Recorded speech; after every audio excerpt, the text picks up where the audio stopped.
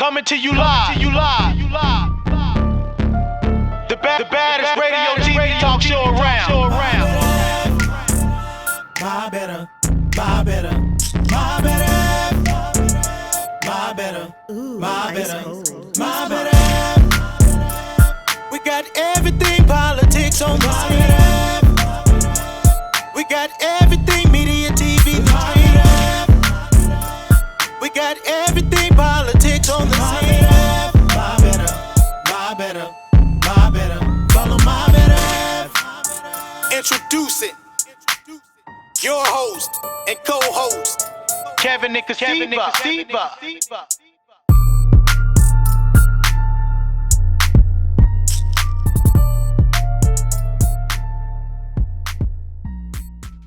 August the 1st, and we're live on PowerPlayRadioNetwork.com and Power TV.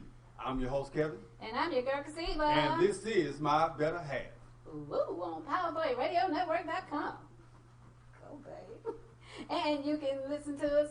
Hey, you can view us on PowerPlayRadioNetwork.com, and you can click on Power TV, Facebook, Twitter, and guess what, you guys? We're on Periscope now. I don't know how to put that in with FITP. Hey, and you can call in at 469-996-0804. We moving, y'all. We are moving on up. You know, like what's his name used to say? We moving on up. But we moved up to Periscope. Okay. That's what they call it, Periscope. Yeah, Okay. Periscope is like Facebook Live. Oh, it is? Okay. Yeah. All right. So they get how many doses of us? 1, 2, 3, 4. 4 doses of us. 4 doses of My Better Half. Hey, we're in the hottest month of the year, August. And But it's not hot. It's been pleasant. it's pleasant for people that don't go to work. Okay. Now, what's going on in the news? Your friend. Mm-hmm. He done fire somebody else and hire somebody else. Okay.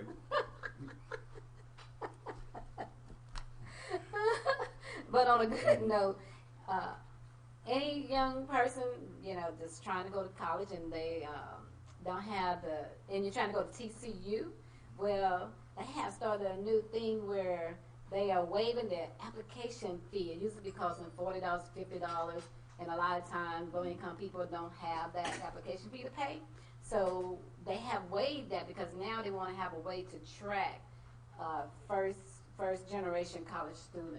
Isn't that nice? Well, Trying to make it so everybody can go to school. yeah, well, a lot of Amen to people were that. dropping out and they weren't going to school, but No, they couldn't get in school because they didn't have the money. yeah, well, but fortunately there were. I was able to go to school on a scholarship. Me too. Yeah. What band? What was yours? Yeah, mine was music. Mine what was was yours? athletics. And then switch from music scholarship to academic. Yeah, but they weren't getting scholarships because you were blowing flutes back then. Yes, they were, baby. No, they weren't. First chair. Okay. Yeah, they were. In the band. In the house. Okay. And we got a show. We got a show that's going to complement that. We're going to talk about putting you on the right road to success, especially Yeah. financially. Yes. And because probably the most for children, especially when you're getting out of school, the most 3 important things you're going to do probably right away, especially after college, is college kids and your first crib. And so you need to really understand about those. Crib.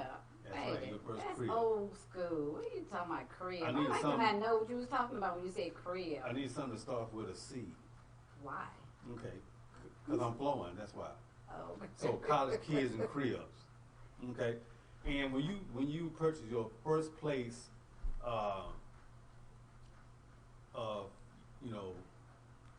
your life, it's not a serious thing, but you really need to know what you're doing because you have to sign a lot of papers. And you really need to know the history of how the housing industry started. It will give you a better ups when you're going in to negotiate buying a place of residence. So we're going to have somebody here that's going to help you, and we're going to encourage you to call in tonight with your questions because especially first time buyers. Right. They really need you're gonna to buy know. something. You're gonna buy either, you're gonna lease an apartment, rent an apartment, or you're gonna buy a house. You're gonna And you want to see how it benefits you to rent or to buy. Right. Let's find out which one benefits you. Or you're gonna pay Rent. rent at your parents' house. But you're gonna eventually pay. So we went out, scouted out, we found somebody that can really give you some education on purchasing a residence, and so that you won't get taken advantage of. And that's the most important thing. And find out your rights in buying a house. Right. So what we're gonna do, we're gonna get at our show, and we're going to take a quick break, and we're gonna be right back. And when we get back, we're gonna bring our guests on. We're gonna have a good night of fun and education. Okay? After Najee, Sweet Love. And we'll be right back. Yeah. My better half on PowerPlayRadioNetwork.com and Power TV. I'm your host, Kevin, And I'm your girl, Cassiva. and this is My Better Half. On PowerPlayRadioNetwork.com. And you can view us on PowerPlayRadioNetwork.com. You can click on Power TV. You can watch Facebook, Twitter, and guess what? We're on Periscope now. So y'all can also view us on Periscope. So that's FIT''P. Hey, that was good, wasn't it? Hey, and you can call in at 972-730-4322. That's 972-730-4322. And hey, you guys out there, I see you, Dora Jim and Erlene and Gwen and Lois and Veronica, Walter, Clarence, Herman, Marvin, Brian. Thank you guys for joining My Better Half, and I hope you keep on growing. So, but tonight we got a good show for you guys with Ms. Lisa DeVito. She's you're a realtor? I am a realtor. She's a realtor, and we're going to go back into the history of home buying and the reason why you should buy a house or, versus renting. I don't know. We have to see what she's going to say, when she get into it. But she's going to educate you guys, and especially the first-time buyers, she's going to educate you on what you need to do. And we got some questions for it, and if you got some questions for it, call on that number that was given out a few minutes ago. 972-730-4322. And with that being said, we're going to introduce Ms. Lisa DeVito. Do I get to clap too? Yes, you do. Okay. All right, Ms. Lisa, how you doing? I am doing well. How are Glad you? to see you. Thank you I for forgot having the me. name of your company you with. I am with Next Level Realty in Arlington, and I'm also with First United Realty in Georgia. So I'm Oh, licensed okay. in Texas and Georgia. Okay. So, we want to educate the people, but we want to take them back to first. We always want to know. Are you from Dallas? No, I'm originally from North Carolina. How long you been in Dallas? This Did your business bring you here? Eventually. Okay. I was born in North Carolina, joined the Navy. I was stationed in San Diego, and I moved from San Diego to Dallas in 1999. So you was in the Navy. Mm-hmm. Oh, Yeah. serving our country. Yeah. Thank you. We have our last guest here talked about, he joined the Navy. What's the difference? I know a lot of people, my well, son the had talked about Navy's going the on. best. That's pretty much everybody the- said that. Somebody said the Air Force is best. Now, come on My now. daughter, Come on. boyfriend, But only one of those fiance, statements is true. He's in the I said only Navy. one of those statements is true. The Navy is good. I enjoyed my time. You get to travel, you get to see the world. I had a great job in the Navy. I was a journalist, so I didn't really do a whole lot of what you would say hard work. I ran the radio station, the TV station, the newspaper, things like that. But anybody who serves our country these days definitely deserves our respect. So Right. one's no better than the other, but we're all dedicated to America. So Yeah, I just wonder how people would choose, when they would come out. depends on what you want to do. Mhm. If you want to travel, the Navy's probably the best. If you want to stay put, the Air Force is probably the best. Oh, okay. So, We had some, what was he, a Navy person here too? Or Air Force? Yeah. I had a friend, he was in the Air Force, and he was singing in the shower. And then they put him in the band. The Air Force Band. He's been there for the last, 30 years. Oh, wow. Yeah. But I know that you always say that you like to educate people I do. on real estate and why they should buy their homes versus renting. Mhm. But I like it when you take it back to the beginning of how the mortgage came about. Okay. So, in You want me to take you through that? Well, you know, Kind of through the reason why- presentation I yeah, did? the reason why we do that, because our show is My Better Half. My Better Half, we want to talk about, I know you're getting ready to do the history of it, and the history of it is not really pretty. No, it's not pretty at all. But this is the best half of it now. We're in a better half of it. But they need to know a lot of times that what they've experienced right now and the benefits of what you are, engaged in now wasn't always there. Absolutely. Wasn't always there. So sometimes you can appreciate purchasing something when you know that there's one time that it was foreign to you and you couldn't have it. Absolutely. I mean, I kind of look at it like voting. Mm-hmm. We were not allowed to vote at one point, and there were a lot of people who dedicated their lives and gave their lives so that we would have the right to vote. And similarly, there's a lot of people who were disenfranchised and left out of the home purchasing process. And those people gave their lives so that we could have that opportunity now. I don't use the history of it as an excuse because we're not there now.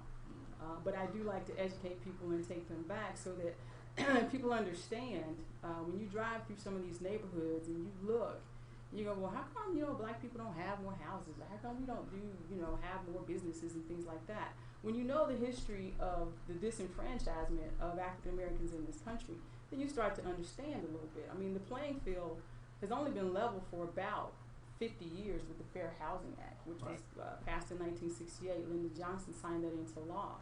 And it basically, precluded people from discriminating on the basis of race and gender and family history and things like that. But there were a lot of things that came before that. It was perfectly legal to do that. I mean, the presentation that you saw, the history of homeownership in America, I'll just go through it really briefly. One of the first things that kind of affected the way people could own property in this country was called the Naturalization Act, and that was back in 1790.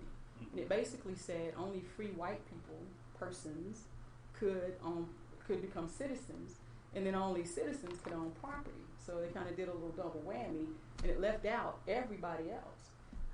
You fast forward about 70 years, you get to the Homestead Act, and that was the government's first attempt to try to establish homeownership in the country. And they basically said, if you never raised arms against the United States and you're an adult, we'll give you 160 acres of land. All you got to do is, improve it, maintain it for 5 years, pay a small fee, and it's yours. Now, I didn't specifically exclude black people, but most of the black people in the country at that time were in the southern states on plantations. So we weren't able to take advantage of that as well. The Civil War started, and you have, the end of the Civil War and the 40 acres of the mule, we all know that story. Well, you know what? Really, we don't. no, they don't. They say it. We but- all know we still waiting on Yeah, that. but people nowadays come out still want my 40 acres. Right. Yeah. But they don't really know the I'm history. pretty much here to tell you you're probably not going to get it. Right. Right. But the way that came about, so the Civil War started in 1861, but around 1865 it's winding down, the Union Army is winning, and William Sherman, who was a Union general, is in Savannah, Georgia. And he didn't want to just win the war, he wanted to punish the South. He just wanted to demoralize them. So he got with about 20 local church leaders in Savannah. And they met and they hatched this plan about distributing the plantation the land on the plantation to the freed slaves. And each one was going to get 40 acres. The mule actually wasn't a part of it at that point. So that was the plan, but the leaders soon realized that the black people, they didn't have anything to work the land with. So an agreement was made with the army to loan the mules out. So that's how it was the 40 acres and the mule. But the army was there to protect Exactly. the black freedmen because of Southern whites would Right. come back. Yeah. Right. So, but that plan never saw the light of day because Lincoln left office Right. and Andrew Johnson became president, and he was a huge Southern state sympathizer, and he ended that quick, fast, and in a hurry. So you had, supposedly free slaves, free, oxymoron, free people. They started to migrate north and they started to go west. And a lot of blacks went to Kansas because Kansas was one of the first states that allowed the black people to join that Union Army. And they established a town called Nicodemus. We've all heard of Nicodemus, Kansas. And it flourished for a while. But the railroad passed it by, so it kind of, died on the vine.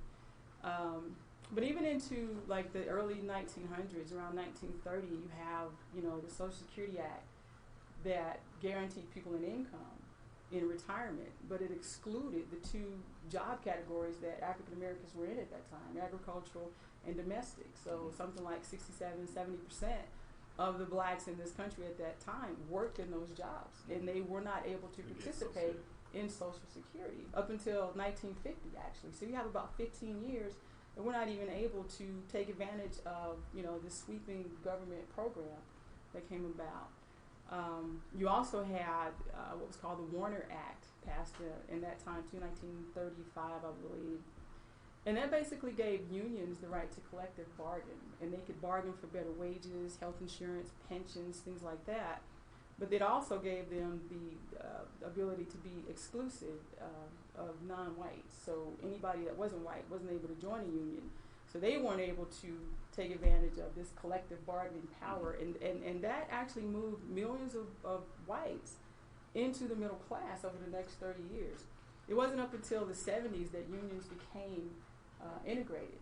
So you have, 35 to 70 of white people moving into the middle class, but the rest of us, blacks, and it wasn't just blacks, it was blacks and other minorities, not able to take advantage of, this legislation passed by the United States. But even in the redistribution of land, did they necessarily? I know the same thing that was going on in the '60s was they were trying to manipulate that. Back then they tried to colonize us. With giving us land, let's put them all in one area, or we're going to sprinkle them among. Well, I think a major thing that affected that was the FHA. When the FHA initially started, it was 1934 actually. It was actually a very racist organization. It wasn't up and up, yeah. That's no, what I'm saying. I mean the FHA started, and the FHA established this neighborhood appraisal system. Right. And it allowed banks to basically put a map on the wall and draw a big red line around areas. It was called redlining. And they would not guarantee loans in those areas. And even if you were a black person who lived in what was called an integrated area, if it was too integrated, they would not guarantee loans. No, and so, on either side. On either side. On either side. And so that's why you have, these areas, these pockets where we typically are.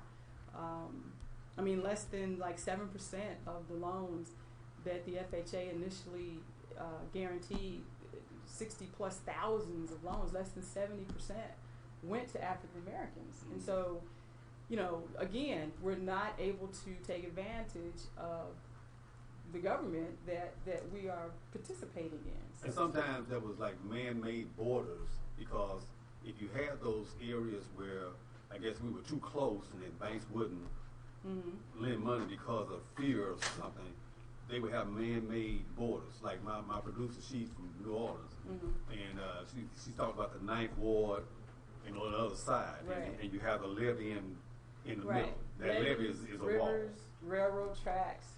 Sometimes they built walls.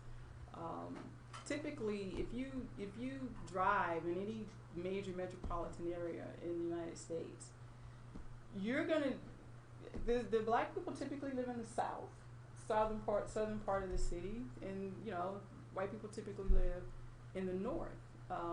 That's just the way it is. You can see the growth will go north and the south will kind of lag and catch up and lag and catch up. But that's, I won't say it's by design, so to speak, but some it areas, was planned. some areas, because symbolically, when in a black area, I would go to Mississippi, and the track was the dividing line. Right, the railroad, railroad tracks. track. You're on the wrong side. You're on the wrong side of the track. Yeah, you're on the wrong side of the track, and I mean that was convenient. Right. You know what I mean? That was very convenient. And sometimes you have to look at it from, like in the case of Nicodemus. Nicodemus was in negotiations with the railroad, but the railroad decided to move 6 miles away. So you have this predominantly black area, but the railroad is over here. So, I mean, some of it was by commerce and trade, but other of it, was by design of not guaranteeing loans in those areas to keep those areas in a certain economic status. So, but as I was sharing with you, none of that is an excuse today to not know the history and not even attempt to try to purchase a home if you can. I'm not advocating everybody just go buy a house. We'll be back where we were. But home ownership is the number one vehicle for wealth building in this country. Right. And so if you want to build wealth, you need to purchase a home. Right. And we're gonna get to that right after we take a break, because we want to talk about economic wealth in purchasing and owning real estate. Okay. And we'll be right back after. Free your mind with In Vogue. We're live on PowerPlayRadioNetwork.com and Power TV. I'm your host, Kevin. I'm your girl, Christina. And this is My Better Half. PowerPlayRadioNetwork.com. And you can also view us on PowerPlayRadioNetwork.com. And you can click on Power TV, Facebook, Twitter, and now Periscope. That's FIT''P. I got it going on I'm trying to see where you're getting it from. But anyway, you can call in 972-730-4322. That's 972-730-4322. If you have any questions. Yeah, I should have gave me a t-shirt. And, Should have gave me a t-shirt. Oh, you're right. We should have. And I thought about bringing you one too. I'm gonna start doing that. And some of you guys out there, hi Chanel, Joe, Lydia, hi Joe. Chanel, Michael, homeboy. Hey, Mike, homeboy. Hey, Jazz, my baby. Eric, Russell. All you guys, Lynn. Glad you guys can join us. Erlene, love you. Y'all got a question, y'all can call that number, 972-730-4322. Now we're going to talk about rent versus home owning. Right? Purchasing. Right? You want to talk about? We're going to ask her some questions now, because I got some questions for her. That. First of all, how long you been in business? I've been licensed since 2008. Okay. So my daughter is in the market of looking for a house, right? Okay. And she was giving some information, but she wanted to know how long after you get pre-approved, that approval letter, how long is it good for? Because someone had told her some information, but we wanted to be sure. Well, it depends on the lender. Most lenders write their letters for about 60 days. Okay, 60 days? Mm-hmm. Okay. So then after 60 days, you have to go get pre-approved again? No, you don't go through the process again. They just update your letter. I work with lenders that actually have an application where I can go in and they'll give me a loan limit. Mm-hmm. They'll say she's approved up to this amount, and we go looking for a house. Your letter may say, 200. I can go in and manipulate the letter and edit it and bump it up to whatever we need it to be, as long as we don't go past that limit. So you don't have to go through the process again. Oh, okay. But most of them write the letter for about 60 days. Because they want to make sure that you're still the same credit-worthy person that you were. And sometimes people go out and they, maybe make purchases and things like that change their credit. So they want to make sure that. Because a lot of times when they get that pre-approval, you guys don't want them spending no credit. Using credit cards and things like that. It's better when if you look, you have to plan when you want to purchase a home. Right. Let's go back to the plane rate. Okay.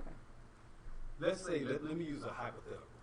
There's a young person, Mhm. okay, graduate high school, okay, go to college. Usually, the first thing, because they put up so many apartments, when they say I'm going to get a place on my own, they're heading toward apartment city. Okay, not, I'm not saying anything about that, because typically that's where a percentage of us start. A large percentage. Right, so we started in apartments, and they put them up like this for a reason. Apartments go up faster than houses for a reason, okay? And so when a person comes out of college, gets a job, we don't want to go through the college thing, because I know you get loans and you start having to pay that back. It becomes a struggle. But when they are starting to acquire a place of residence, okay, and they choose to go the apartment route, what should be some of their plans? There's nothing wrong with that. A young lady said to me Sunday, after I did my presentation, she said, they don't teach us this stuff in school. They don't teach us anything about finances. And I think if more young people were taught about finances and just basic credit worthiness and stuff like that, more of them probably would not go the apartment route. And they do that for a lot of reasons. Typically, when you get out of college, you're a little bit more transitory. You don't know if you're going to work in this city. You might get a job in that city. So you're not as stable. You may not be as willing to settle down. And people think that, buying a home is going to anchor you to a place. But it doesn't anchor you to a place any more really than an apartment. You just either need to sell it or rent it, especially in this Dallas-Fort Worth area. Houses are just flying off the market.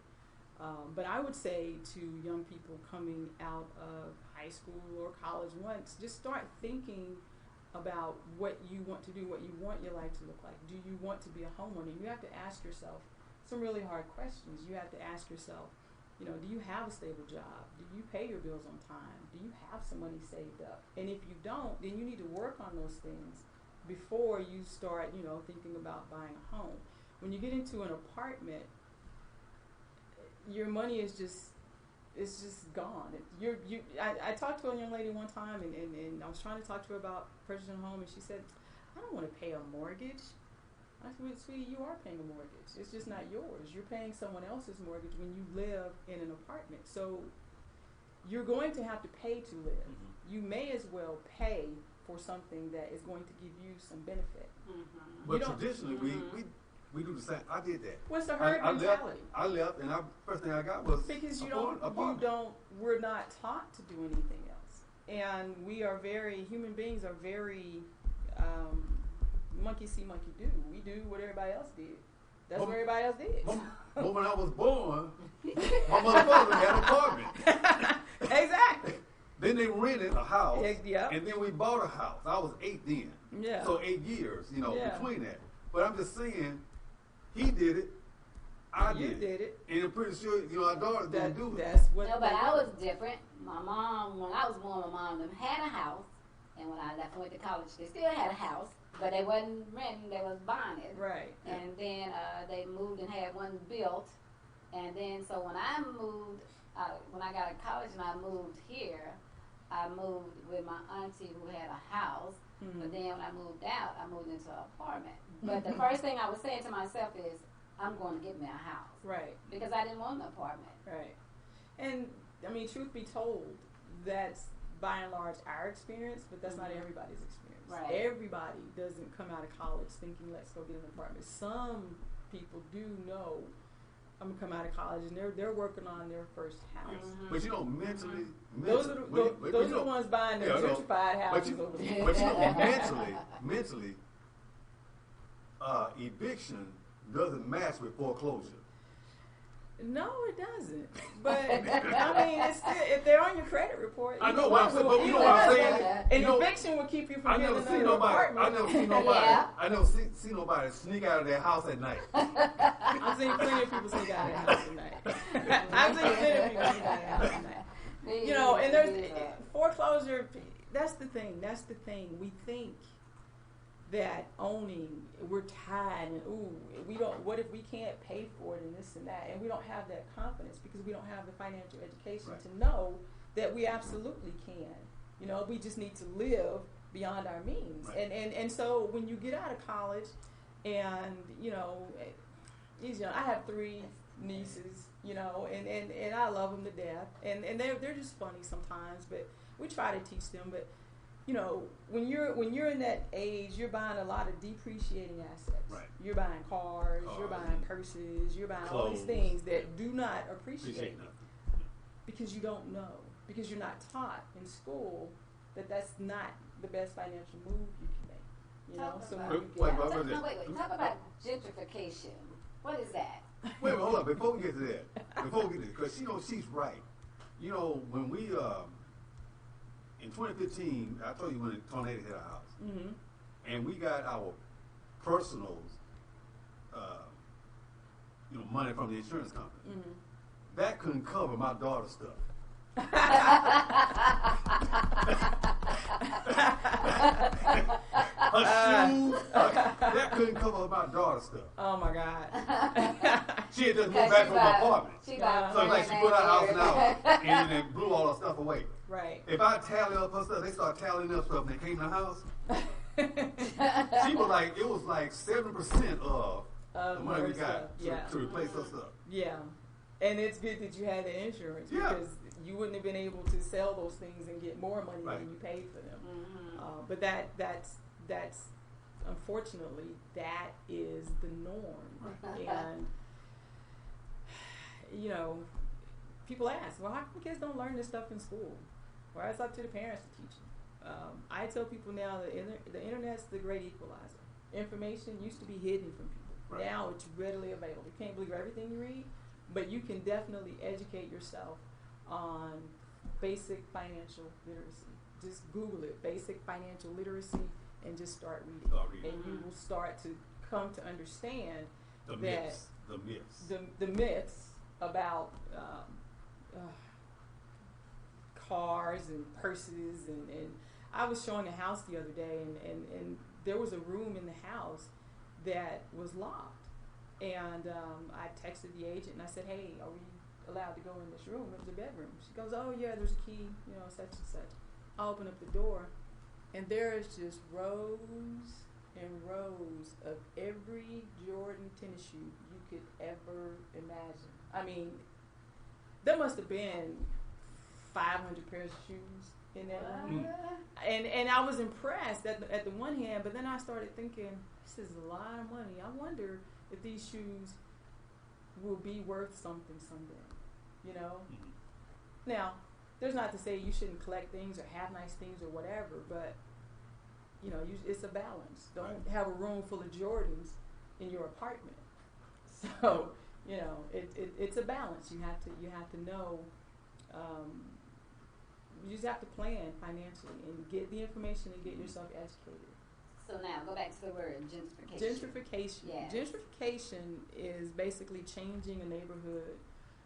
If you look at the dictionary, it says changing a neighborhood over to middle class taste.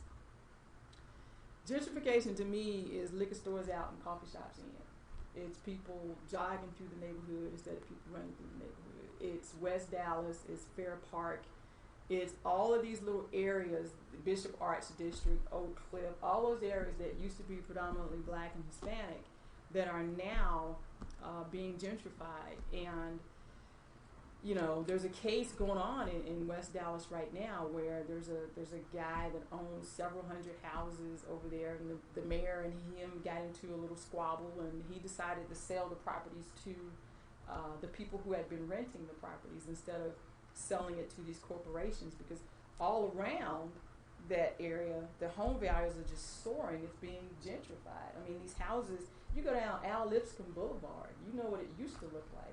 There's $300,000 and $400,000 condos on Al Lipscomb Boulevard now. You go 2 blocks over, and there's a house that's probably worth $20,000 on the tax rolls.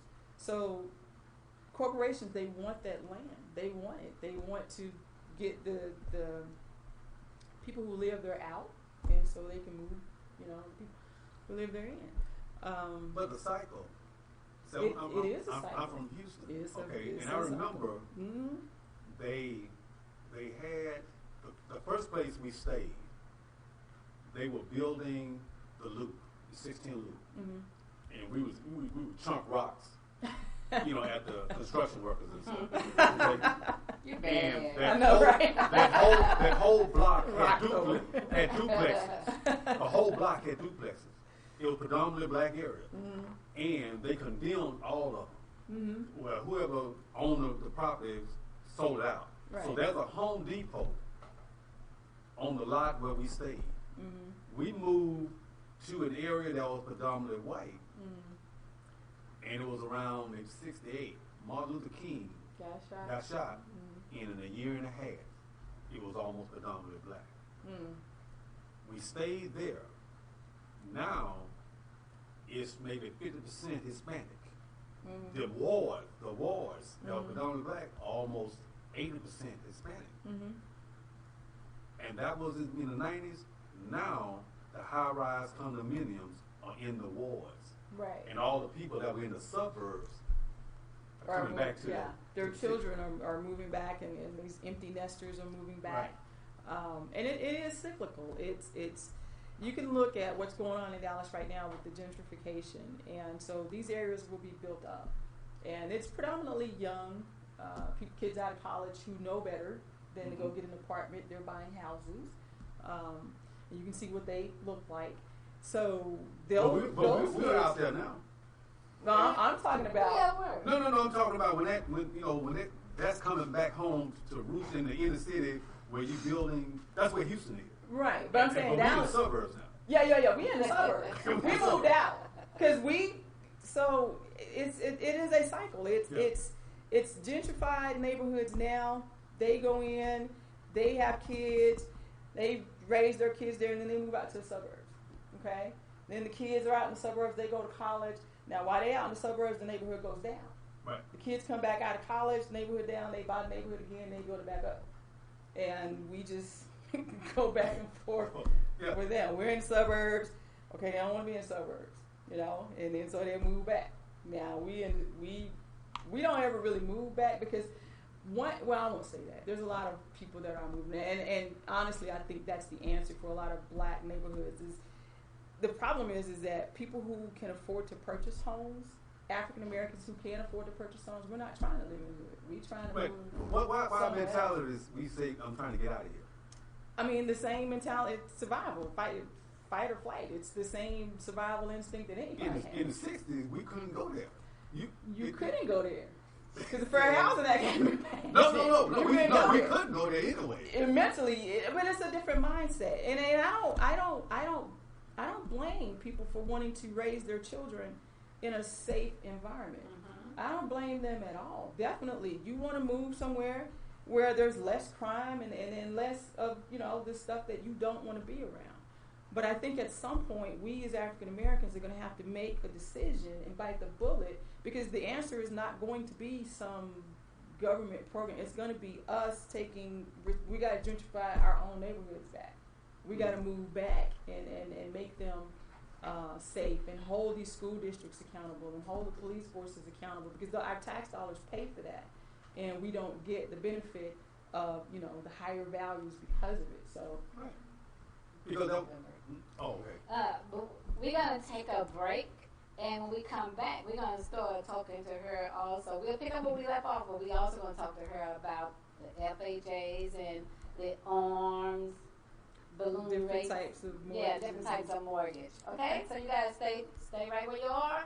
If you got to go to the restroom, go ahead. We'll be back in 2 minutes, 3 minutes. So amazing. It's too much paper. It's too much information. Luther Vandross, so amazing. We're live on PowerPlayRadioNetwork.com. I'm your host, Kevin. I'm your Erica Siva. And this is My Better Half. Yes, on PowerPlayRadioNetwork.com. And you can view us on PowerPlayRadioNetwork.com. And you'll click on Power TV, Facebook, Twitter, and Periscope. That's FIT''P. Yeah. You You do that different every time. I know, Yeah, I right? know. Because I be killing it, girl. I be killing it. Hey, you can call in at 972-730-4322. 972-730-4322. I was like, what number you getting out? Because you was saying that all No, wrong. she was pointing at me. I thought she was No, she was turning on the thing. Oh, okay. She wasn't pointing at you. Okay. But anyway, glad you guys are keeping up with us, Brian and so many of you guys out there. Lewis and Erlene. I'm glad the other Erlene joined. Yeah, Gina.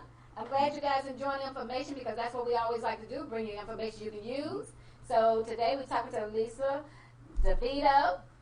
She's a realtor with Next Level Realty in Arlington. Next Level Yeah. Realty in Arlington. And Yeah. she's telling you guys about the history of home buying and where it started from. And really, the banks weren't the one that, no, who was the ones that didn't The start it? FHA. The The FHA. FHA didn't want to back home Right. loans for Yeah. African Americans. Yeah. So, So when you say I'm going to get an FHA loan, that one time it was foreign to you.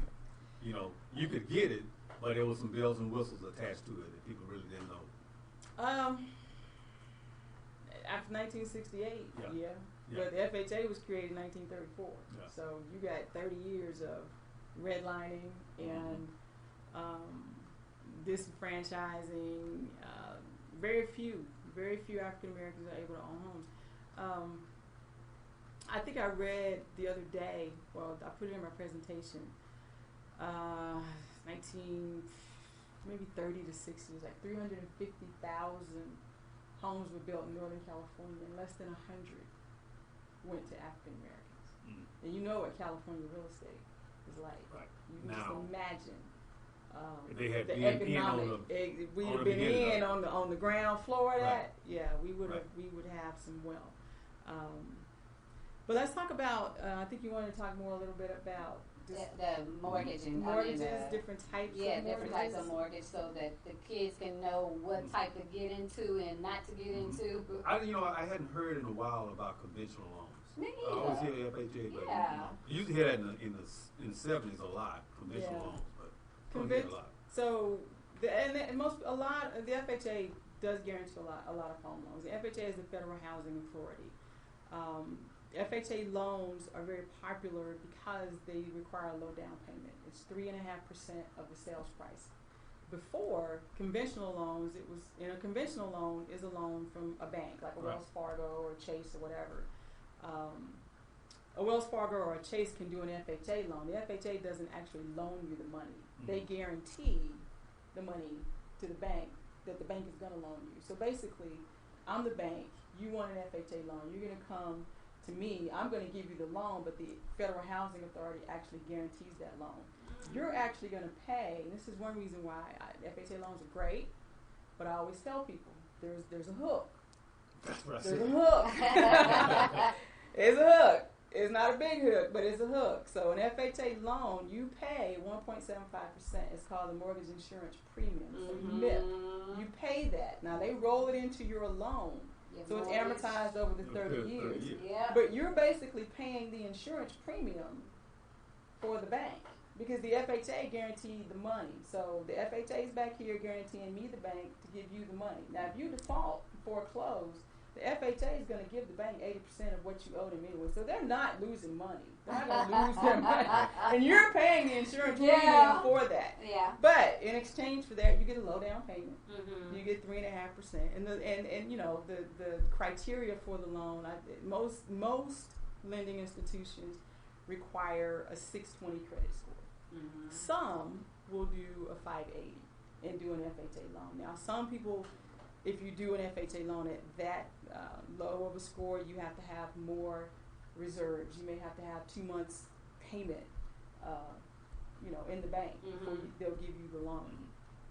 So, but anyway, that's kind of how the FHA works. Now, there's different types of mortgages. As far as a conventional mortgage, conventional mortgages, because so many people were getting FHA loans, they had to compete. Now, you can get a conventional mortgage now.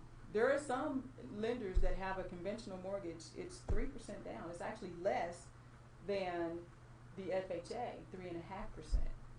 Yours are hooked to that. The credit score is like 660, 680, something like that. You know, so you have to have a little bit better credit. But banks did that so that they can compete with the. So many people were getting FHA loans, they were losing money, and people didn't want to save 20%. You know, I thought you couldn't get 100% loan on a conventional. You don't get 100% loan. Nobody's really going to loan you 100%. It's 97%. It's called loan to value. Right. The loan to the value of the house. Yeah. You got to have some skin in the game. Right. There's only one loan product in Texas anyway. It's the USDA. It's 100%.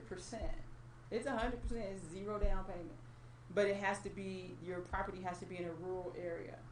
So, you know, if you want to live on the outskirts, and you can go onto the website USDA.com and you can click on an address to see if that house is eligible for a USDA loan. But that's the only 0%, no money down payment that I know of, loan that I know of. What kind of score do you have to have with that? The USDA, I think, is similar to an FHA. It's like a 6. Oh, really? Yeah. It's just a 0% down, where the FHA is 3.5%. There's two types of mortgages. There's a fixed rate mortgage. There's an adjustable rate mortgage. Adjustable rate mortgages got a bad rap, Yes. you know, in 2008, but Yeah. they're not actually that bad. People just misused them and didn't know how to use them. An adjustable rate mortgage is a good loan product. Let's say you're in the military and you're stationed, you know, here, and you know you're going to be here for 3 years. You can get an adjustable rate mortgage that's not going to adjust up for the next 5 years, and have a low interest rate. Make your payments and own that home with that adjustable rate. You sell the house before it adjusts up. So that's how doctors use adjustable rate mortgages. They're not bad products. It's just people were ill-informed and didn't understand how they worked. And so they got into a house with an adjustable rate mortgage and the interest rate's low, and then it started to adjust up, and they couldn't keep up with the payments, and so they lost their homes. So most people get a fixed rate mortgage. Fixed rate mortgage, your payment doesn't change. Your principal and your interest doesn't change. I always tell people that doesn't mean your payment is not going to change. Yeah, it changes with Because the your taxes will go Yes. up. Your insurance might go up. So Yes. your payment might change. But a fixed rate mortgage, there's 4 components to a mortgage payment. You have your principal, your interest, your taxes, and your insurance. Any government-backed loan, you have to escrow.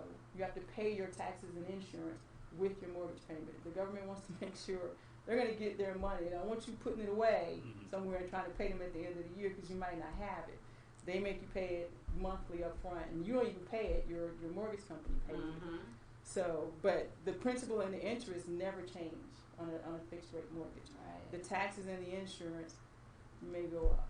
You know, in the 80s, when they had the S&L scandal and the housing market bottomed out, I had a 4-bedroom house. I had dining room, living room, 2-car garage, 3 bathrooms. I bought for $46,000. Wow. $46,000. Where's that at? I know, I don't do that no more. I know, right?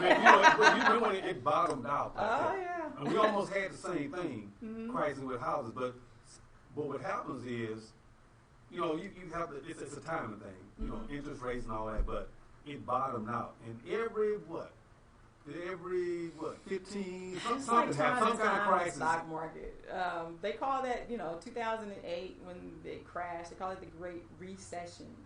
They may as well have just called it a depression, but there was so much government, safety. I mean, we bailed out everybody, because there's so much money. The government just prints money. It's not necessarily tied to the gold standard. We moved away from that. They just make more money. So you don't really get those crashes like you did, but it's cyclical. But you can't really time. It's like how to time the stock market. But real estate goes up and it goes down. And there are some economists. I was reading the other day. There's an economist that thinks that the Dallas-Fort Worth market might be headed for a bubble, in the next couple of years, because home prices, is so much demand for homes in Dallas-Fort Worth right now. Every seller doesn't really matter where you are, except certain areas, but most areas in the Metroplex, there's multiple offers A on these houses. house in early 2000 that was marketed for 135 now is almost 300. It is 300. Mhm. Mm-hmm. It is 300, and we're the people who live here are being priced out of the market. That's what I'm saying. As what happens, and the 350 people who move to the Metroplex every day, they're coming from California. Toyota is Yeah. moving to Plano, and Mhm. Facebook is going to be in Fort Worth, and Amazon. is down there off of 20 and Bonneview, and you've got Liberty Mutual and State Farm over there in Collin County. So Mhm. I read Jamba Juice is going to have their headquarters in Frisco. I'm like, Mhm. Jamba Juice? Okay, come on, how big can that be? But it's huge. So all of these people are moving here, and they are just flush with cash. Yes. And they are beating the socks off the people trying to buy houses in Dallas Fort Worth right now. But that doesn't mean you shouldn't try, because there's still, especially for affordable homes. And affordable, when I say affordable, I mean under 200. The median price for a house in Dallas Fort Worth right now is about $131 a square foot. It's about $211,000, which it's high. It's way higher than the national average. And this market is one of the best real estate markets in the country right now. Is it an advantage or a disadvantage?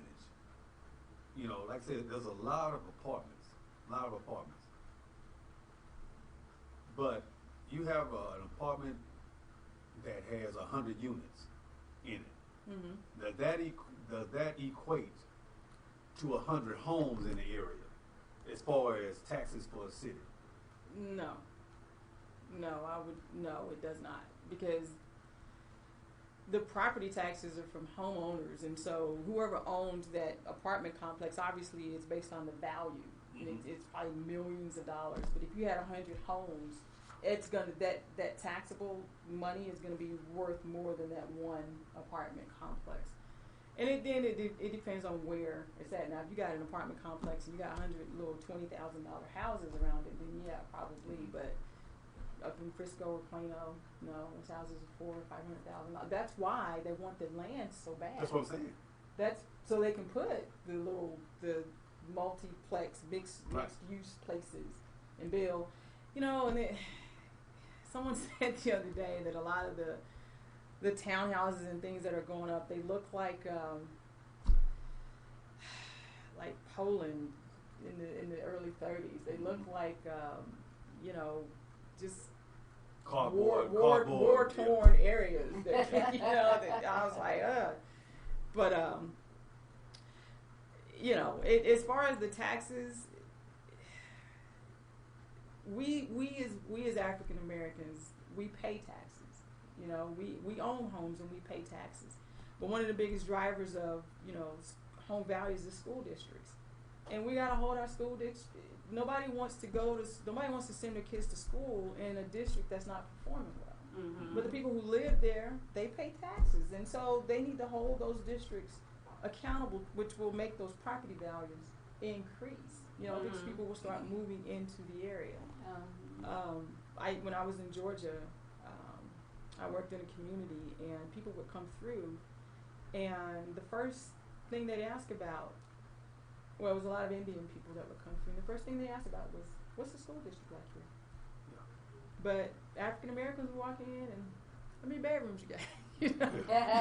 They have a basement. But like you said, let's go with Toyota building. Let's say it's in Plano. What does that do to their school district? Well, Plano already has a great school district. Yeah.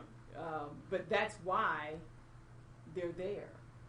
You know what I mean? Mm-hmm. Because those people are going to move to that area. Toyota knew they probably paid a premium for that land, but they know it's going to go up because that area is appreciating so quickly. And they know that the people who are going to move there, because I think they're creating 3,000 to 4,000 jobs, and only about half the people are here. But the people that are going to move there, they're going to want to live in somewhere where it's got a good school district. Right. So, and you don't want to, you're not going to want no big long commute. So you're not going to put your plant in Plano and then expect your people are going to live, down south or whatever. So that's why they're there. The school district has a huge factor in where the growth goes, because where the school districts are good, that's where the homes values increase, and that's where the taxes increase, and Right. that's where the money to build the bridges and the streets and all that stuff. Because if you don't comes have commercial, it's a commercial and residential balance. from. Right, But if you don't have that in the poor sections of town, right. Joe's Tire and Service is not going to pay that. No, the gun shop, liquor No, stores, that's not gonna pay it's that. just not gonna, it's not gonna cut it. So what if I'm a first-time home buyer? Who pays the real estate commission? Do the buyer do that or the seller? Typically, the seller's agent will split the commission that they have agreed, the seller has agreed to pay them. So the way that it works is you're selling your house, you're the real estate agent that is going to list his house for sale. You're going to negotiate with him a percentage of the sales price, and generally 6%. They're not fixed. It can be 5, it can be 4, it can be whatever. But let's say it's 6%. You agree to give her 6% of the sales price. Me, as the buyer's agent, I'm going to show your listing to my buyer, and if my buyer buys it, you agree to split that 6% with me. Now you can give me 2%, 3%, 2.5%, or whatever it is, but ultimately it is the seller's agent that is paying. The seller is paying that You, commission right. through the seller's agent. What's the difference between a realtor and a realtor broker? So which one do you have to get? Or can you choose which one of you want to use, the broker or the real estate agent? So there's 3. There's a salesperson. That is a person that is licensed to transact real estate. Then there's a realtor. A realtor is a sales agent that belongs to the National Association of Realtors. Every sales agent is not a realtor. You have to pay to be in that organization, which, by the way, is the largest lobbying organization in the country. And then there's a broker. Every licensed person has to hold their license with a broker. It's kind of like the boss of the office. So you can work with the broker or you can work with the agent. Most brokers don't show houses and things like that. You hold your license with the broker. And all of the agreements are between you and the broker. The agent is just the broker's agent, for lack of a better word. So all that paperwork, they have you sign all that paperwork like you sign your life away. You are signing. Do you, as a real estate agent, if I was your client and I said, hey, can I get a preview of those papers that I have to sign so I can see what I'm signing? Do you bring them to me and let me look at them, or I'm not allowed to look at them prior to signing them? I can show you the Texas Real Estate Commission 1-4 contract, which is 80% of the transactions are done with that contract for residential use. I'll show you any of the addendums that are associated with it, because I want you to know. I want you to know what you're signing. Right. Now, you're not going to have, obviously, the home buying documents, but absolutely, I'll show you all the documents, the contract, the addendums. Because the contract is like 90% the same across the board anyway. Well, in Texas, we use what's called a promulgated contract, which means it was written by attorneys, which means we can't change it. It's fill in the blank, Right. because I'm not an attorney. So let me state, I'm not an attorney. I'm not an accountant. I'm not a CPA. I'm not a lawyer. I'm not any of those things. So don't go do something and say, Lisa said. Lisa said. No, I'm not any of those things. But the contracts are promulgated by attorneys, and all a realtor does is fill in the blanks. And they do that to keep us from practicing law. There's very few things that we can actually put on a contract. And the only thing we can put is really in the special provisions. And it's got to be something pertaining to the business of the contract. I got a good one. If I don't like you, can I fire you even after we sign the contract and stuff? If I feel like you're not in my best interest, I can't fire you? Absolutely. So, I can fire you on what grounds, and how do I fire you? Every agent works differently, but Yeah. the way that I work, let's say you say, hey, I want to buy a house. Okay, a lot of people want to buy houses. There's not a real estate agent probably in the Metroplex that's going to take you out and show you houses now unless you're pre-approved. So that's going to be one of the first steps, because the competition for houses is too great. There's absolutely no point in looking at a house unless you know you can get it. Right. So your pre-approval is the first step. Mm-hmm. But we'll sign what's called a buyer's representation agreement, and that agreement outlines my fiduciary responsibility. And fiduciary means I have to put my interest above yours. It means I can't just show you houses in the top neighborhoods with the biggest percentages, or houses with my friends as the listing agents, or anything like that. I have to show you the houses that you want to see that fit your criteria. But if it's not working out and we don't have a good relationship, absolutely, you can send me a termination and we'll part ways. We'll part ways as friends. Before the relationship gets bad, I'd rather you go find someone else that's going to help you purchase a home. Now, some people try to do a little end around and let's say you want to buy his house, but you've got me as your agent. You want to send me a termination because he told you, you know what, I'll give you a better price. You get rid of that real estate agent. Because now y'all don't want to pay a percentage. Now if you try to terminate me, there's a little provision in there called a protection period. Mm-hmm. And that's to protect me. And I usually write mine for about 30 to 60 days. So that if you go back and you buy a house that I did show you, then I am owed the commission. And I'm owed the commission from you, the buyer, this time instead of the seller. Right. Oh, okay. So I mean, but we're gonna know pretty quickly whether we're fit. Mm-hmm. It's kind of like it's like any kind of relationship, It's like if you like somebody, if you don't like somebody, you're gonna work with somebody. Right. So I try to make it educational and I try to make it fun. But the ultimate goal is to find your house. Right. Mm-hmm. Mm-hmm.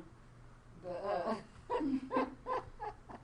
what are you doing here? No, I'm just listening to you because she's prepping for something. When she asks questions like that, she's prepping. Oh, okay. No, I'm not prepping for anything. She's reading her questions on the. We got, like she said on Sunday, she had a young lady talk to her about. She said that they didn't teach them anything about finance. So I just want to make sure that a lot of people's questions are not being passed over, and they being understood that when you buy a house, these are the things, these are your rights. You can terminate your contract your realtor if you don't like them. We need to know them things back in the day too. Well, we're gonna take a break. We're gonna take a break. But when we come back, I want to know why it takes 30 years. And so, no, dig it out. 30 years. 30 years. 30-year plan. No, dig it out. No diggity, girl. No diggity. Yes. This is Power Play. We'll be right back. Oh, I thought you was Hey, we're back on PowerPlayRadioNetwork.com and Power TV. I'm your host, Kevin. I'm your girl, Cassava. And you're listening to My Better Half. On PowerPlayRadioNetwork.com and your computer's on PowerPlayRadioNetwork.com. You can click on Power TV. You're going to look at us on Facebook, Instagram, and Twitter, and Periscope. That's FIT and apostrophe P. I just now figured out what you're doing. Hey, you can call in at 972-730-4322. Hey, I got to put my own twist on everything. You know what I'm saying? What's she doing? I was putting my twist. She said, put Periscope in there now. So, I had to figure out how to put that P there. Okay. So that's what it was. Do your thing. Okay. Hey, you guys, we've been talking to Miss Lisa DeVito. She's a realtor from, Next level. yeah. Next level. That. Realty in Arlington. Yeah. Historian extraordinaire. Yes, Oh, and Lord. teaching us some history about buying houses, especially first-time buyers, and even some of us older folks who might want to buy a house and sell that house Right. Yeah. So we're going to get into that because I need to know about that too. Yeah, if we listen to Bubba in the barbershop, you don't know what he's talking about. Exactly. You need to ask somebody who has the knowledge, and she definitely has the knowledge.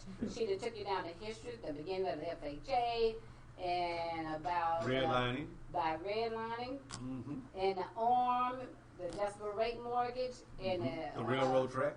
That's you, the railroad track. I don't know nothing about the railroad track, but that's you. But Before we went off but air, let me tell these people, don't jump over the people, baby. Okay. her new voice. Uh, Hey, Shonda. Hey, Nancy. And Jimmy. Jimmy, you gotta stop being late all the time. Now, you be first, but now you're being late. I'm a tap that. Before we went to our commercial, I asked you why.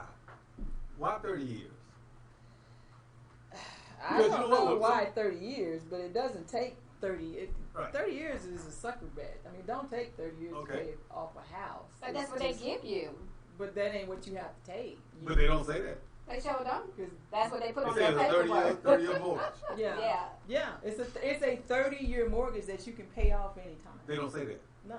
Well, and they used to have prepayment penalties Right. because the banks, if you paid off the mortgage in 10 years, they're losing a lot of interest because Mm-hmm. in a 30-year mortgage, and you look at your statement when you get it every month, it's inching down. Mm-hmm. Mm-hmm. You're like, dang, is this thing moving? Yeah. The first 23 years are interest. Right. So, well, not all interest, but mostly interest. But you don't have to take 33 years. Well, to how pay do I it. cut that? You can make one extra payment a year and pay off a 33 or 30-year mortgage in 22 years.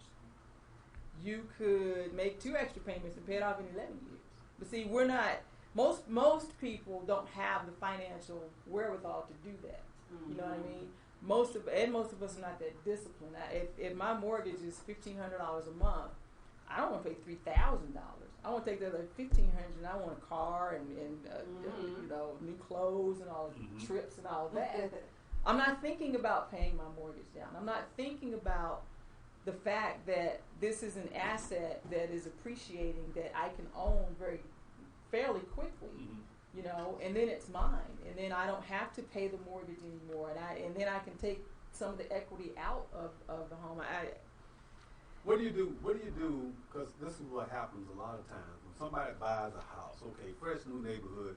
The neighborhood starts evolving and changing, and you're in there. So sometimes when people buying a house, they know within 30 years, the demographics of that neighborhood is going to change. Yeah. And most likely, I'm not going to stay here. Most people move we 5-7 do that. years. Yeah. You know, we were in our house. You know, when growing up. You know, we don't move.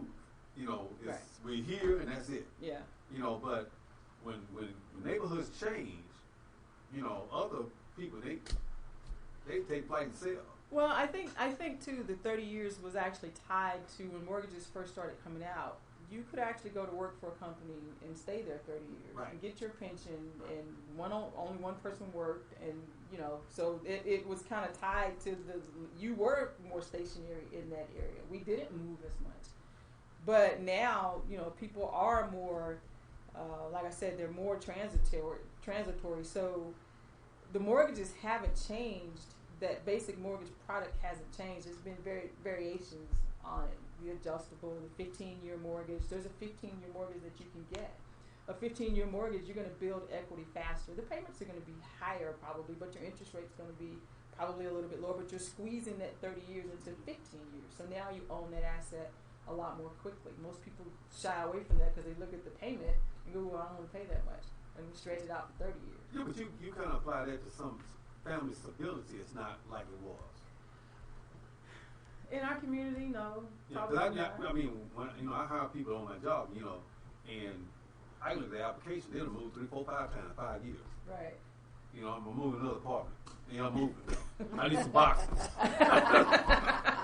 It's just gonna stay. This generation just does not stay in one place. Well, I mean, but look at it. Look at millennials.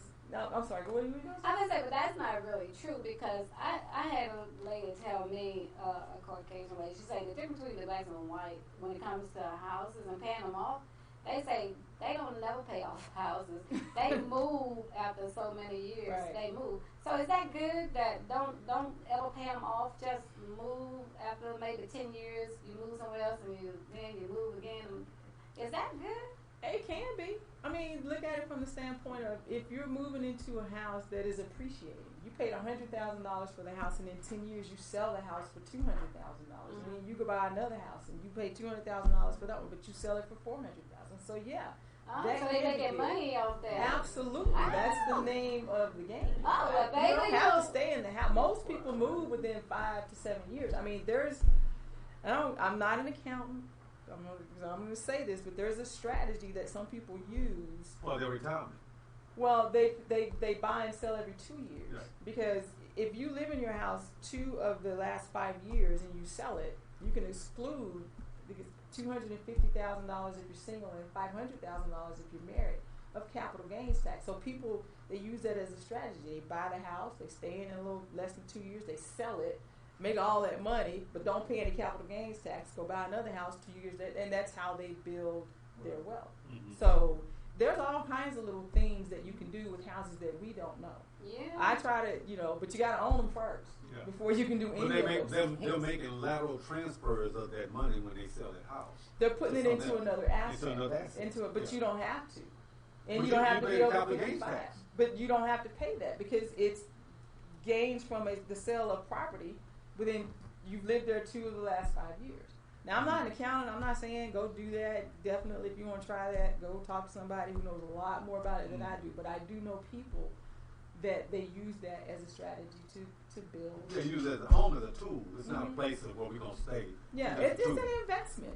Yeah. But it's the vehicle for building wealth. And we don't, it's almost like we can't ride the bicycle till we get on the tricycle. You know, we don't know about Right. capital gains and we can't use that, second home, the RV and all. Because we don't own it yet. We got to start owning. Then we'll have some say in what happens in our communities. Right. And then we can start, playing with some of the things that other people do that create wealth for them. Our kids, they come out of college with all their student loans and all this stuff, but you owned a home and used your home equity to pay for your kids' college. You're writing that off on your taxes, and your kid is not coming out of college saddled with a bunch of debt. But if you don't own a home, See, Wait, know wait. that. Yeah, when he coming out of college, he can come back as a resource. He's a resource. I'm not really, but okay, equity loans. People send mail to your house every day, talking about equity loans. equity loan. So equity is, first of all, the difference in what your house is worth and what you owe. Mm-hmm. So you want it to be as big as possible. That's the whole point in buying a home. The home is going to appreciate, and you're paying down your mortgage, and that builds equity. That's money that you can do stuff with. People tend to take that money and not do such great things with it. It's not necessarily a good thing to take an appreciating asset and buy a depreciating asset, like a car, Right. or things like that. You can take that money and pay off high interest credit cards. Your credit card is 12, 15%. Take the home equity loan and pay off that high interest credit card, because now it's tax deductible in your mortgage. Those are some of the things that you can do with equity. Pay medical bills. Start a business. You ain't got to go to a bank to get a loan. Take the equity out of your house Right. and start a business. You don't start a business in debt. And then it's tax, Right. you know. Because we went to a couple of financial seminars and stuff. SBA. But you talked about banks in the areas. You always have a Chase or something like that. You won't have Fidelity. You won't have some of these other Aetna and all that kind of stuff in your neighborhood. But your home is supposed to be your bank. You can't. It can be your bank, but just like you walked into a Chase, and they're not gonna. If you're not a good candidate for a loan, they're not gonna loan you. No, the what I'm money. saying. Yeah. But what I'm saying is, well, back then, I don't think we were even putting money in banks. Big Mama had a Under cookie the jar mattress. buried in Yeah. her back, or she had a belt on, had $10,000 on. That's what because they feared that. Yeah, They feared yeah. that, so they kept their money on them. But if a child needed some money, they had that emergency money in the house, because you weren't going to the bank across the tracks Right. and get nothing. And they may not have been able or willing to loan it to you anyway. Right. So you had the money that was stored up in the house. Y'all saw Color Purple. What did he do? Went up there chicken coop. Y'all saw that. And then he went down there and talked to the man. He got his pay. Yeah. But they stored their money like that. But your home should be a place like you're talking about of revenue, not just a house, not just a job you bring it in. You store up stuff. store Because it Johnny's going to college. Johnny's going to college. And like you said about that house, got all them Jordans, that was somebody's tuition. Could be. But the equity loan thing, they don't always give you that, even though it's your money. They don't always give it to you, though, right? No, I mean you still have to be credit worthy. Yeah. Because you're basically getting. I mean you're not. It's a second mortgage, so you're going through that process. But you get a debt to ratio. They're going to look at your debt to ratio. I know. But just like you would walk into a bank and say, hey, I want a loan on this, the bank is going to look at you. They're going to go through the same criteria for a home equity line of credit. That they will, even though it's your house, it's technically your money. Right. Not your money, but you can't get it out of the house until somebody gives it to you. Yeah. The only way to get your equity out of your house is to sell it. You know, now the bank will look at that. Let's say you have $100,000 equity in your house. They're not going to loan you $100,000. They'll loan you a percentage of that because they always got to cover the base. They may loan you 80% of that. You know, and so you get that, and they're going to want to know what you're going to do with it. Well, I'm going to send my kid to college. Not, I'm going, you know, I'm Take a going cruise, to going to right. Hawaii, I'm you know, going. yeah, I mean, you vacation. can, but you know, that's not the best Right. use of that money, in my opinion. So when you I went to real estate school. I was one class from getting my license. Real estate school drop out. Yeah. You know, one of my friends was a broker. You know, and you know, he told me, and went there, took the test and everything. And I was going to take the prep class for the test. You know, never went back. You know, but now, and I tried to. A few years later after that, the school wasn't there. I still got the books. You know, but how is it now? If someone wants to get their license, You get your license online now. I mean, you can take the classes online. I prefer the classroom, but you can do the online. I've seen Groupons to get your license. You get your license, where you take the class, and then you have to pass the state exam. And then you have to hold you can't just get a real estate license. You absolutely have to hold your license with a real estate broker. And, you know, some of the big name brokers, Keller Williams, Coldwell Banker, they take a percentage of what you make. So, but the real estate market here is really good. You can be a buyer's agent, you can be a seller's agent, you can be a property manager, you can do all kinds of things. You can be an investor. There's a lot of investors that get their real estate license just so they get paid on their own deals.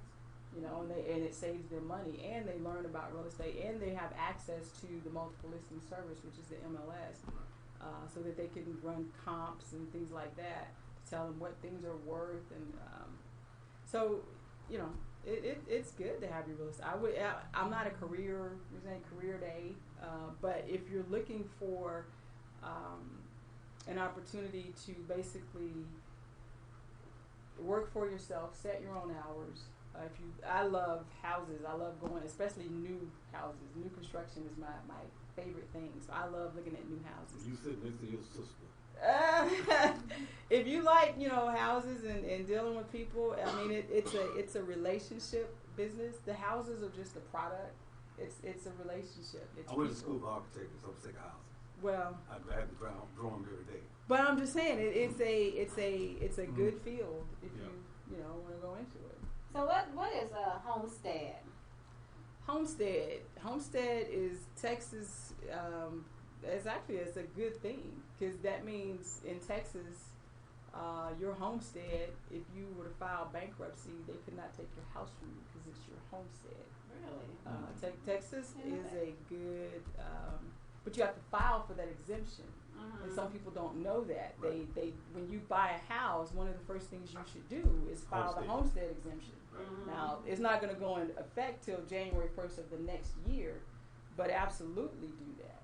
You know, and I get my tax bill every year. I can't do it now because the home prices are up so much, and I'm not a tax attorney, so I have to say that, but yeah, I look at my tax bill and I dispute them every year. We do too. No, Go down there looking like Pope. Can't do it cap now. on. But you know, I get the bill the other day, and man, I'm like, wow, this house is really appreciated a lot. But you get that tax bill, and you're like, oh God. But it's actually less than I know the house is worth, so I can't even dispute it. Mm-hmm. You know, so. Mm. But I mean, But we have that. We do have that. yeah. So what about people who, because I just thought about it, people who are on disability and, you know, I think a lot of them don't know that if they're on disability, they can go down there and file. There's exemptions. There's age exemptions, disability exemptions, homestead exemptions. But, you know, you have to go actually and file those exemptions. So if you don't know, then, like I said, you can go online and research that stuff and find out all about it. Every county has an appraisal district website, and usually you can just type in the county, like Tarrant County, and then type in appraisal district, and it'll pull up their website. So Dallas And all County the did, exemptions? and well, you can research and look for all the exemptions. Yeah, it'll be on there. And how to dispute your taxes. You can look at your appraisal. You can see what your house is worth. You can see what your neighbor's house is worth as far as the tax value of the property. Yeah. You know, a lot of times, you know, we don't have necessarily assets. You know, like I said at the beginning of the show, it's an important thing to have assets. You know, but you need to know what to do with them. You know, how to will them. You know, don't lose them. You know, to the state. So when you have a house, how do you properly transition that? Because sometimes, you know, the family is not even aware. Somebody has an untimely death, grandmama got a house. And they think you just walk in and Buddy gets the house. Well, no, it doesn't work like that. And the presentation we were at Sunday, perhaps, you know, you can have one of those ladies, Ann Badmus is a attorney, and she can definitely tell you all about that stuff. But just basically, first thing you want to have is a will. Right. Definitely want to have a will. And then you can put things into what's called a trust. And a trust is just an entity that you put your assets in, and when you pass away, the trustee will, on your wishes, determine who gets what. Our problem is we don't tend to do the paperwork necessary to pass. One, we don't accumulate the wealth, and then two, when we do accumulate the wealth, we don't have everything, you know, so that we can pass it on to the next generation. Economists, I've read an article that economists estimate that 80% of your children's ability to create wealth is based on whether or not you pass wealth on to them. Right. So definitely want to learn more about that. But I would say you definitely have to have a will. You have to have a will, because if you don't specify how you want your assets distributed, it's going to go through probate, and the court is going to determine how you want that distributed. And they're going to charge you. And somebody that you may not have wanted to have anything to do with anything about your estate because they are related to you may have a part of your estate just because you didn't have a will and specify how you wanted things distributed. As far as a house, there's life insurance that you can purchase that will pay your mortgage in the event of your death. I would encourage people to take a look at that as well, because you want to keep that house in your family. And definitely have life insurance. You know, if there's people that depend on your income, you definitely want to have life insurance. The worst thing you want to do is buy a home for you and your family, and then you pass away, and now they got to move because they can't afford it anymore. Right.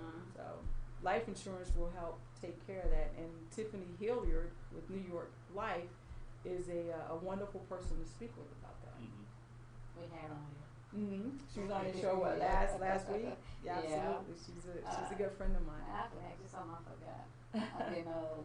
Uh-oh. Long sleep. Oh, I know I was gonna ask you. Do you ever pass on information to some of your clients that they need to know, but they didn't ask you?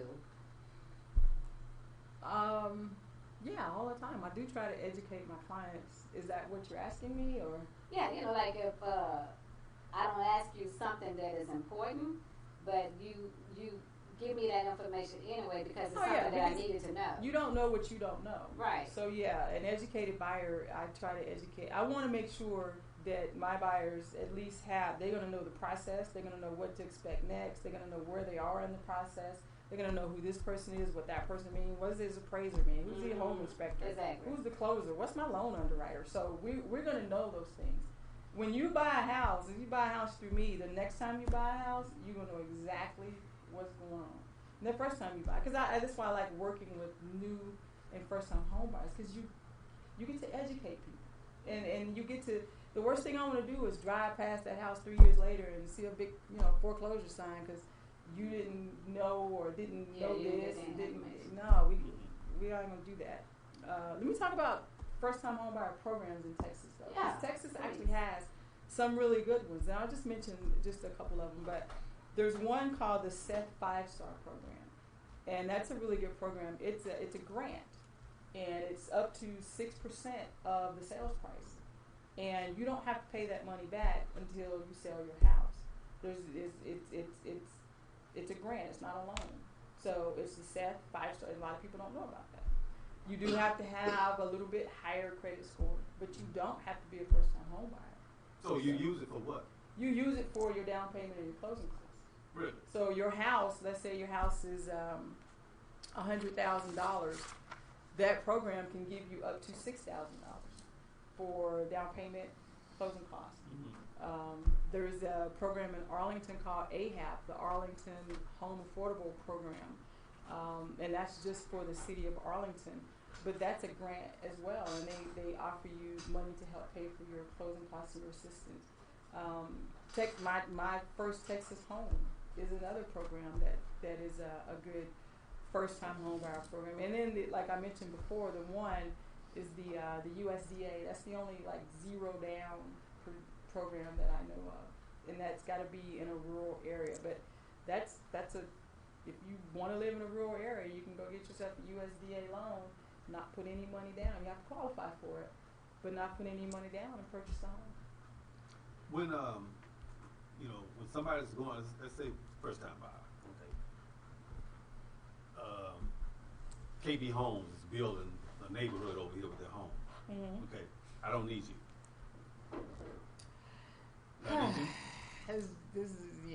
Yeah, you need me. I do. Absolutely. Why?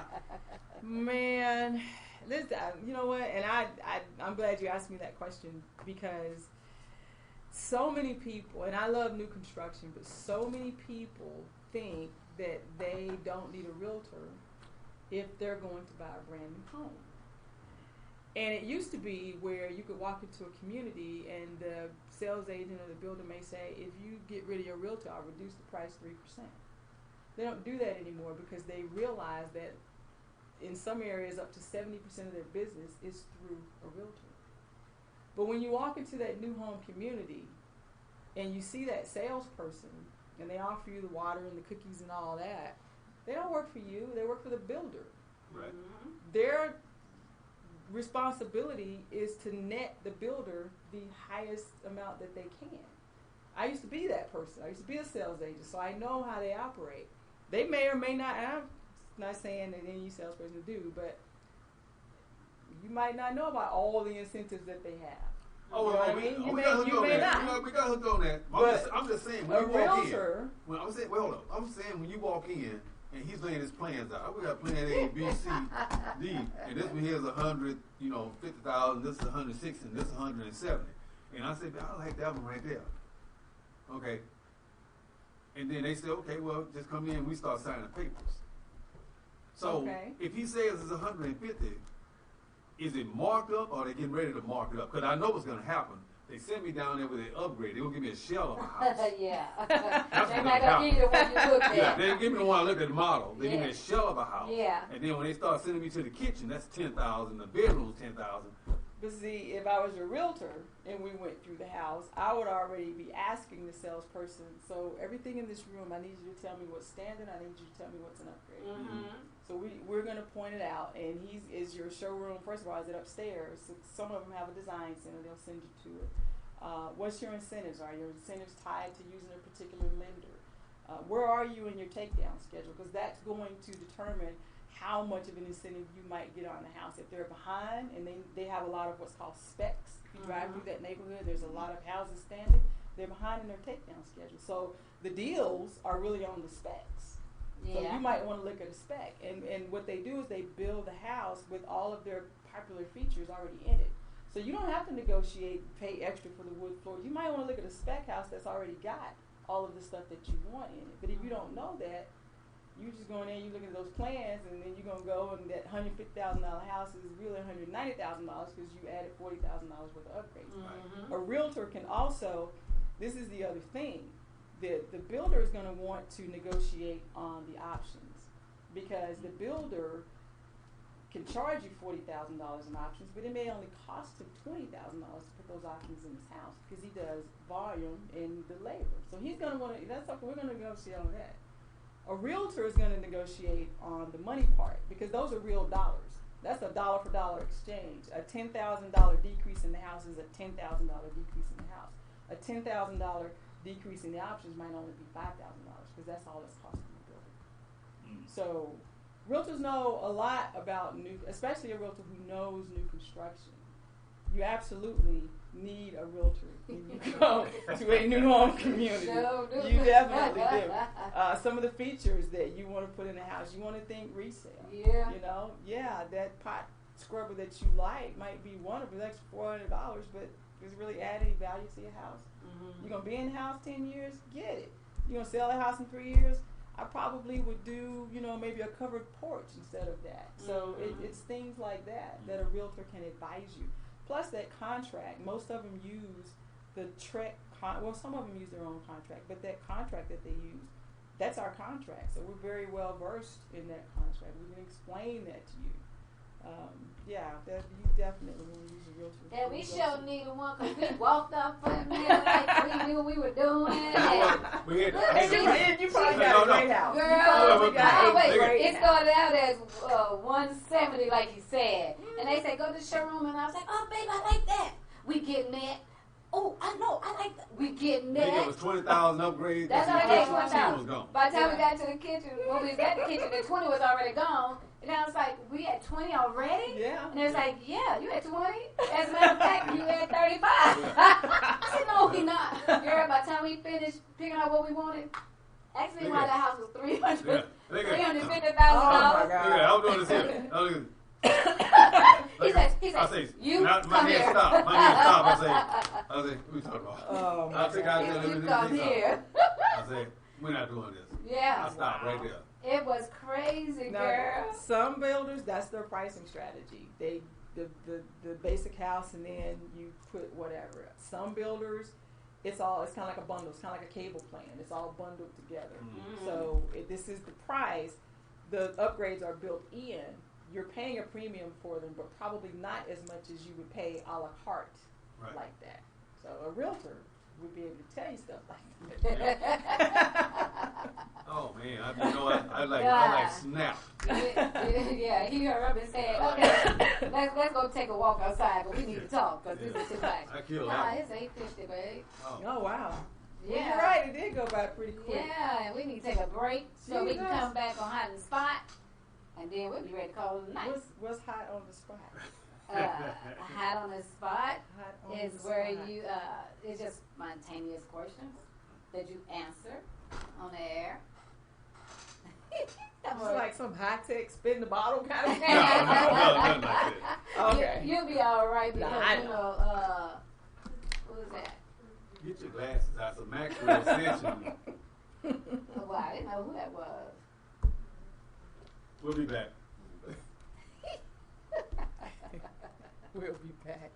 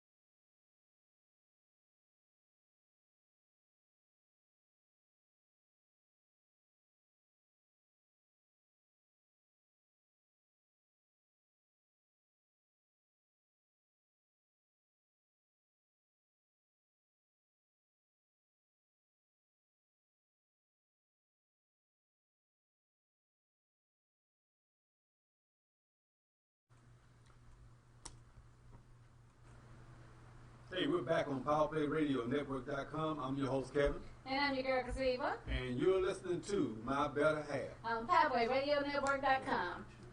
And you can also view us on PowerPlayRadioNetwork.com. And we rolling down the street, Red going to...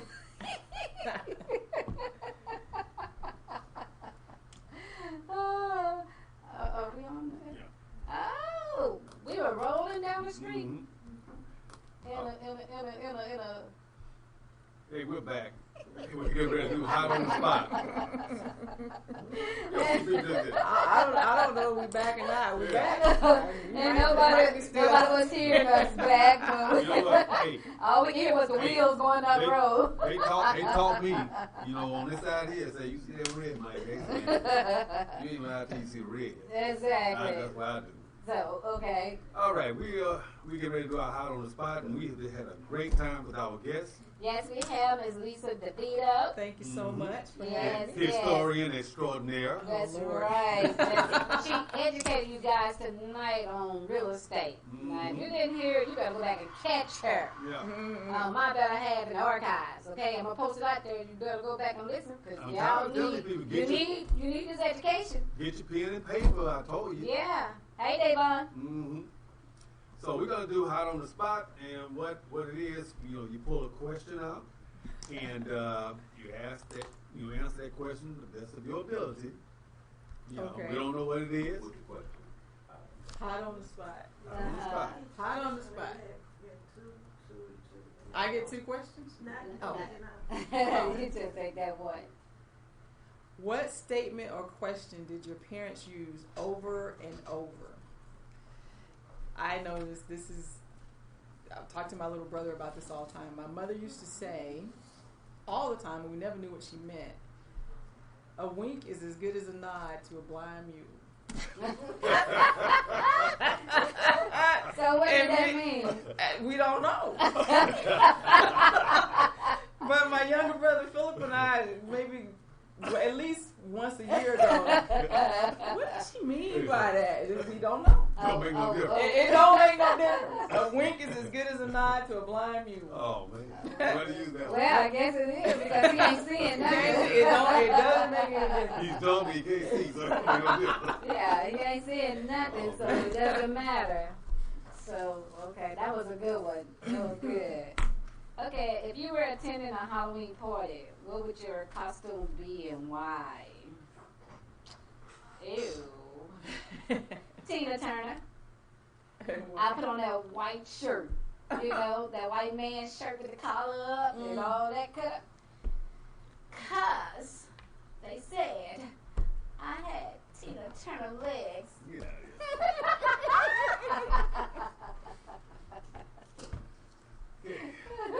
If you had to paint the whole world only one color, what would it be and why? It would be sky blue, because every day would be a good day. Aw. Oh, how sweet. Okay, Miss Lisa. Oh, I get another? Yeah. Yeah. If you could fly or could breathe underwater, what would you prefer? I definitely would prefer to fly. Because air covers the earth, but water, you run into land a lot. If I could fly, I wouldn't have to worry about that. Did your mama tell you that one too? No, that's just what I would want to do. Oh, okay. Let's see. What is your concept of a fruitful day? Concept of a fruitful day. This is a fruitful day. What's the concept? I don't know. A wink is good as a nod to a blind man. What did you like best about your hometown?